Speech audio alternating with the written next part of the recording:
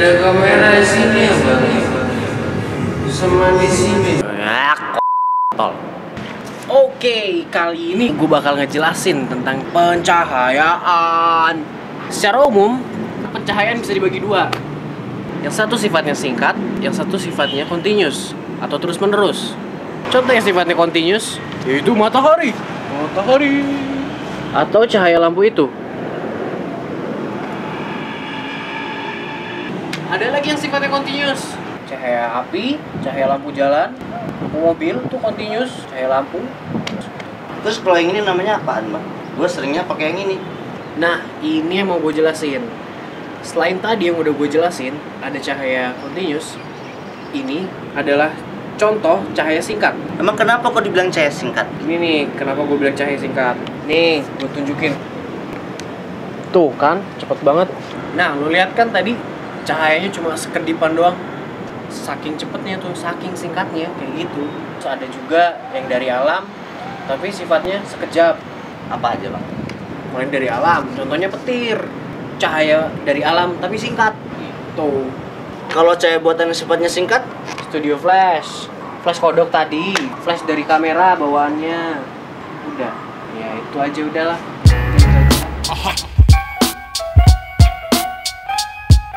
Zaman dulu, proses editing foto dilakukan di kamar gelap. Tahu nggak kenapa namanya kamar gelap? Karena kamarnya totally black out.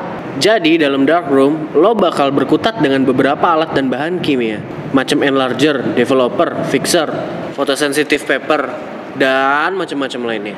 Sekarang proses editing foto biasa dilakukan lewat komputer. Tuh contohnya.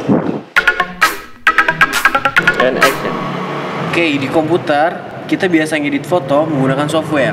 Tools apa aja nih mas yang biasa dipakai? Biasanya ada curve nih, kayak gini nih.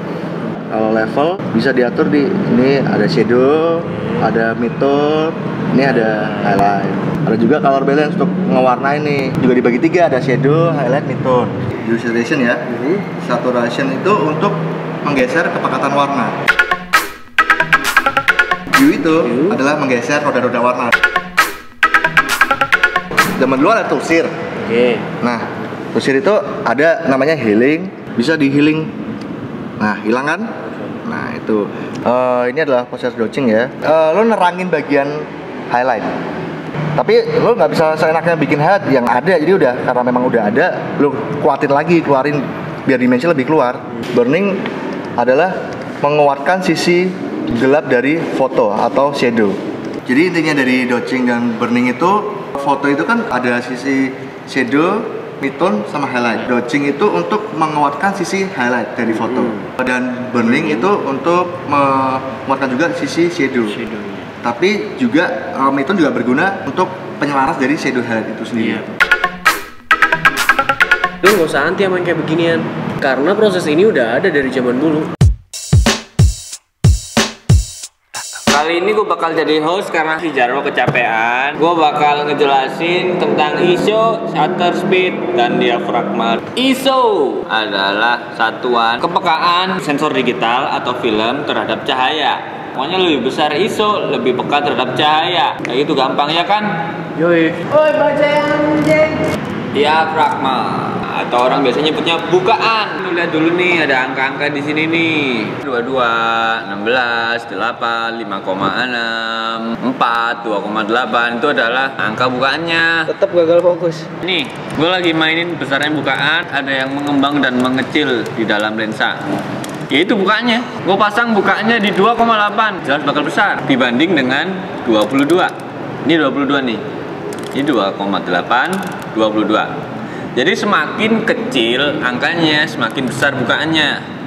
Semakin besar angkanya, semakin kecil bukaannya. Gampangannya diafragma adalah semakin besar bukaan, semakin banyak cahaya yang masuk.